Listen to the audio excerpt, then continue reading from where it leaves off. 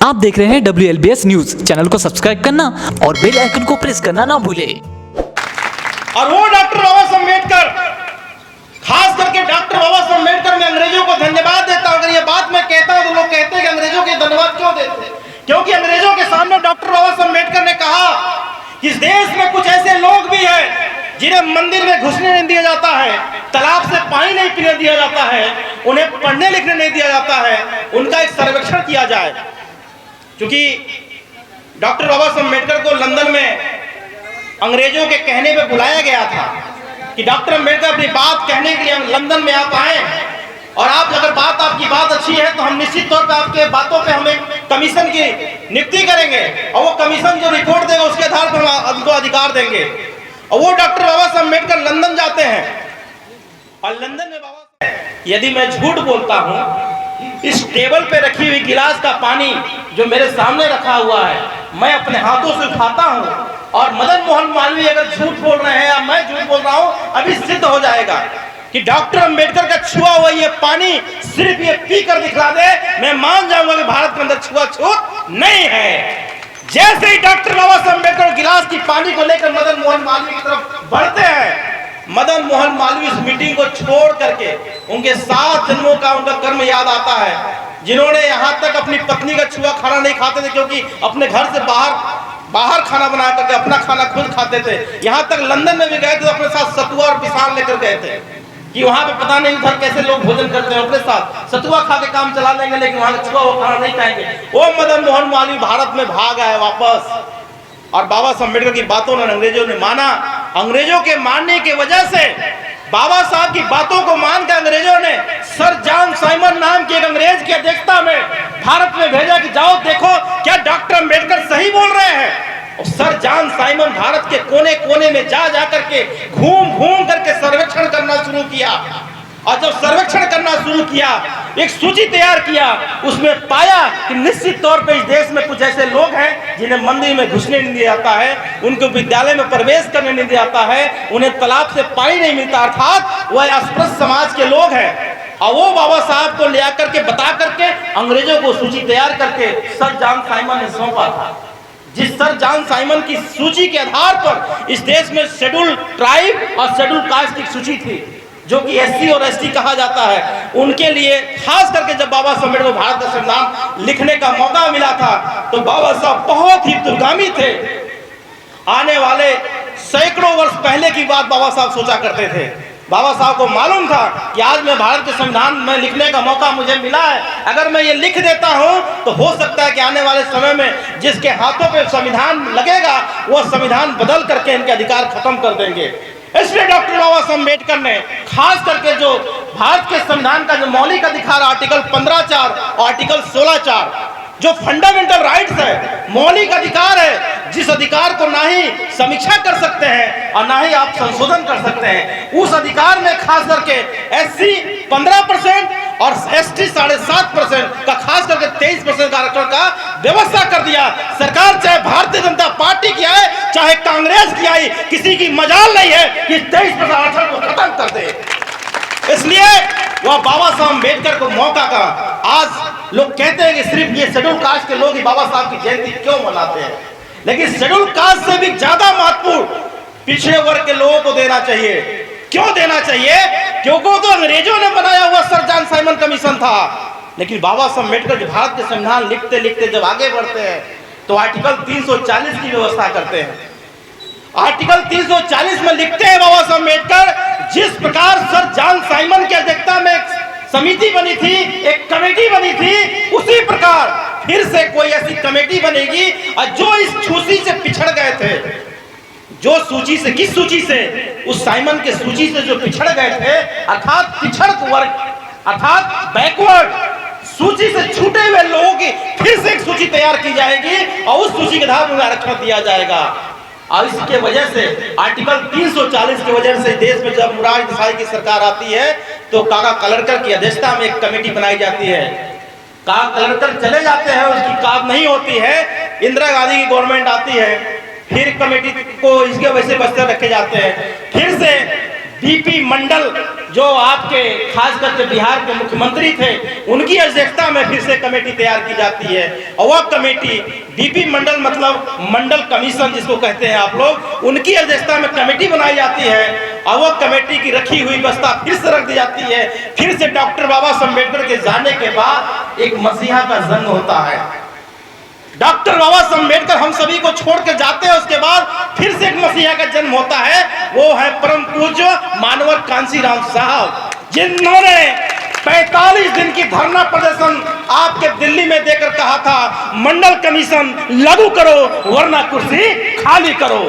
यह लड़ाई किसी पिछड़े वर्गों ने नहीं किया था, वो लड़ाई मानवर कांशीराम साहब ने किया था, जिसके वजह से सरकार दबाव में आती है और दबाव में आकर पिछड़े वर्गों के लिए 52% आरक्षण की घोषणा कर देती है।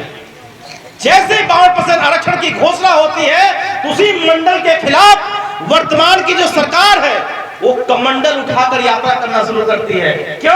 उन पिछड़े वर्गों को कहती है कि तुम्हें राम मंदिर की जरूरत है, तुम्हें आरक्षण की जरूरत नहीं है। और वो पिछड़े वर्ग लोग समझ नहीं पाते हैं, तो राम मंदिर के आंदोलन के पीछे उनके साथ कमंडल उठा के चल देते हैं। मैं धन्यवाद देता हूं हमारे पड़ोसी राज्य के उस समय के मुख्यमंत्री माननीय लालू यादव जी को, कि लालू यादव की सरकार होती है और वो कमंडल यात्रा जो रही होती, रथ यात्रा को उन्होंने अपने बिहार में गिरफ्तार करवा करके जेल भिजवाने के काम करते हैं और वो मंडल कमीशन का समर्थन करते हैं और 52% का आरक्षण लागू हो जाता है। और जैसे ही लागू होता है तो फिर से उन्हीं के मानने वाले लोग इंदिरा साहनी नाम के एक ब्राह्मण आपके दक्षिण भारत के सुप्रीम कोर्ट में जाते हैं और कहते हैं कि इन्हें आरक्षण 52% कैसे दिया सकता है। और सुप्रीम कोर्ट के चीफ जस्टिस पीएन भगवती जो रहते हैं, वो भगवती जी कहते हैं कि 50% आरक्षण हम अधिक दे ही नहीं सकते हैं। तो ऑलरेडी एससी को 23%, एससी एसटी को 23% है, तो बचा हुआ आरक्षण सिर्फ 27% ओबीसी को दिया जाएगा। आज तक ओबीसी समाज, खास करके पिछड़ी जाति के लोगों ने आज तक ये नहीं सोच पाए कि हमें 27% आरक्षण क्यों दिया गया। हमारी संख्या 52% है, मंडल कमीशन हमें 52% आरक्षण दिया था। सुप्रीम कोर्ट ने अगर इस बात को रोका है तो संसद में कानून बनाने का हमें पावर है और संसद में मेजॉरिटी की सरकार है। जो पिछड़ों के नेता अपने आप को कहते हैं क्यों नहीं कानून बनाकर 52% आरक्षण की बात करते हैं, तो 52% आरक्षण तो छोड़ दीजिए, जो 27% का जो आरक्षण हमें मिला हुआ था वो भी अभी 27 मार्च को नोटिफिकेशन जारी हुई है हाई कोर्ट दिल्ली का। मैं चूंकि इसलिए कह रहा हूं, डॉक्टर साहब ने कहा था कि सिर्फ चमार ही क्या ठेका ले रखे हैं बाबा साहब अम्बेडकर जयंती मनाने के लिए, इसलिए मैं चमारों से बात नहीं कर रहा हूं, मैं यहाँ के पिछड़े वर्ग के लोगों से बात कर रहा हूं। क्यों कह रहा हूं? क्योंकि आपकी आंदोलन हम लड़ेंगे। हम तो इसलिए आंदोलन को लड़ रहे हैं क्योंकि हमारा समाज ने मरा हुआ मांस खाया है, हमारे समाज ने तिरस्कृत किया है, हमें समाज से बहिष्कृत कर दिया गया था। आज हम अच्छे कपड़े पहन रहे हैं, अच्छे खा रहे हैं, तो डॉक्टर बाबा साहब अम्बेडकर का अंदर हमारे खून के बूंदों बूंदों में उनका एहसान भरा हुआ है। हम तो करेंगे, लेकिन हमारे एहसान के साथ साथ परम पूज्य बोधि सत्व डॉक्टर बाबा साहब अम्बेडकर ने पिछड़े वर्ग को लिए बहुत बड़ा एहसान किया है, तो वो क्यों नहीं एहसान इस कार्यक्रम को मनाने का काम करते हैं। और वो बाबा साहब अम्बेडकर का जो आरक्षण, खासकर 52% का आरक्षण इन लोगों ने खत्म कर दिया। और वर्तमान की सरकार ने हाई कोर्ट दिल्ली का एचजेएस का नोटिफिकेशन जारी हुआ है, किसी को पता नहीं है। एचजेएस का मतलब है जुडिशियल सर्विस। जिस विभाग में मैं रहता हूं उस विभाग का सबसे बड़ा पोस्ट एडीजे का पोस्ट होता है, अपर जिला जज जिसको बोलते हैं। उसका नोटिफिकेशन है 27 मार्च का हुआ है, जिसमें से टोटल सीटें वहां पे 37 सीटें वैकेंसी में निकली हुई है, जिसमें से 7 सीटें एससी एसटी को और 30 सीटें जनरल को। ओबीसी बराबर 0। कहां गए ओबीसी के लोग? कहां जाके अपने मोदी जी से कहे कि भैया मेरा आरक्षण क्या हो गया? उनका दिमाग उधर नहीं है, उनका दिमाग तो डाइवर्ट किया गया है। 5 किलो अनाज उनको फ्री में दिया जा रहा है और 500 रुपए उनके खाते में भेज दिया जा रहा है। वो 5 किलो अनाज और 500 रुपए लेकर डुबडुबी बजाते रहे। उनका आरक्षण, उनका बेटा डॉक्टर, इंजीनियर, वकील और जज नहीं बनेगा, उनका बच्चा मांगने वाला समाज बनेगा। और आओ समाज जिसको आप अपना माई बाप कहते हैं, उनका समाज देने वाला बन रहा है, राजा बन रहा है। आप जाके उनकी गुलामी करने का काम करिएगा। आरक्षण खत्म हो गया है और आप चिल्लाते रहिए कि हर हर मोदी और घर घर मोदी की बात करिए, आरक्षण खत्म हो चुका है। क्यों? क्योंकि आपका सारे तर्क करने की शक्ति खत्म कर दी गई है। आप अब तर्क कर ही नहीं सकते हैं। आप अपने मालिक से क्या सवाल कर सकते हैं कि जो मालिक आपको 5 किलो अनाज दे रहा है और 500 रुपए खाते में दे रहा है, आपके पास सवाल करने की हिम्मत ही नहीं रह गई है। यह स्थिति पैदा कर दी गई है। इसलिए साथियों, डॉक्टर बाबा साहब अम्बेडकर का एहसान सिर्फ और सिर्फ शेड्यूल कास्ट के लोगों पे नहीं है। अगर एहसान है उन महिलाओं पे भी है जो हिंदू कोड भी लागू करके डॉक्टर बाबा साहब अम्बेडकर ने उन महिलाओं को पढ़ने लिखने का अधिकार दिया, चाहे वो ब्राह्मण की महिला हो और चाहे शूद्र की महिला हो। सारी महिलाएं अगर इस देश में डॉक्टर, इंजीनियर, वकील और जज बन रही हैं तो सिर्फ और सिर्फ परम पूज्य बोधि सत्व डॉक्टर बाबा साहब अम्बेडकर की दौलत बन रही है। इसलिए उन्हें अपने एहसान को मानना चाहिए। और वो डॉक्टर बाबा साहब अम्बेडकर जिन्होंने संपूर्ण जिंदगी सारे लोगों को भेदभाव खत्म करने के आंदोलन किया, लेकिन आंदोलन सफल नहीं हो पाया, लोग उनकी बात को नहीं मान पाए। तब बाबा साहब अम्बेडकर ने 14 अक्टूबर 1956 को दीक्षा भूमि नागपुर में धर्म परिवर्तन किया। जिस दीक्षा भूमि नागपुर से हमारे बड़े भाई सुरेश पासवान जी आकर के आपको कार्यक्रम को लाइव कर रहे हैं, वो बाबा साहब अम्बेडकर दीक्षा भूमि नागपुर में धर्म परिवर्तन किया। और धर्म परिवर्तन करने के दौरान बाबा साहब अम्बेडकर ने हमें 22 प्रतिज्ञा दिया। 22 प्रतिज्ञाओं में बाबा साहब अम्बेडकर ने जो 22 प्रतिज्ञा कही थी, उस 22 प्रतिज्ञाओं में सारी प्रतिज्ञा कहते कहते कहते अंतिम समय बाबा साहब अम्बेडकर ने कहा कि मैं झूठ नहीं बोलूंगा, मैं चोरी नहीं करूंगा, मैं व्यभिचार नहीं करूंगा, मैं मदिरा नहीं पीऊंगा। और आज के समय में लगभग 90% लोग, मैं देखता हूं कि 90% लोग, ये सारे के सारे जितने भी बाबा साहब अम्बेडकर ने कहा था वो सबको लोगों ने नकार दिया है। इसलिए नकार दिया है क्योंकि डॉक्टर बाबा साहब अम्बेडकर से ज़्यादा वो लोग पढ़ लिख लिए हैं। जो बाबा साहब अम्बेडकर 5-5 विषय में मास्टर डिग्री लिया था, जो बाबा साहब अम्बेडकर LLB थे, LLM थे, LLD थे, डिलीट थे, बर्ड लॉ थे, MPhil थे, 2-2 विषय में PhD थे, वो बाबा साहब अम्बेडकर को लोगों ने कम पढ़ा लिखा आका है, अपने आप को ज़्यादा पढ़ा लिखा मान लिया।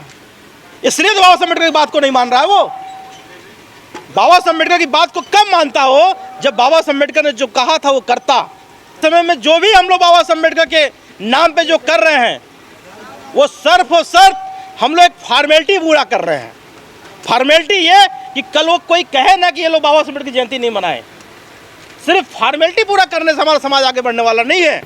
कुल मिलाकर के वो बाबा साहब अम्बेडकर की जो विचारधारा थी, उस विचारधारा में बाबा साहब अम्बेडकर ने जो कहा था वो किया, और हमें भी करना चाहिए। लेकिन मैं खासकर जटवलिया के महिलाओं को, इस माता और बहनों को बहुत बहुत धन्यवाद देता हूँ। जो माता बहनें कल तक जिउतिया में ध्यान देती थी, हमारी बहनें पीढ़िया भूखा करती थी, जो हमारी बहनें करवा चौथ भूखा करती थी, मैं समझता हूँ कि 90% महिलाओं ने बदल दिया। बात सही है ना? उन महिलाओं ने बदल दिया तो निश्चित तौर पर क्रांति का आगाज तो आप लोगों ने कर ही दिया है।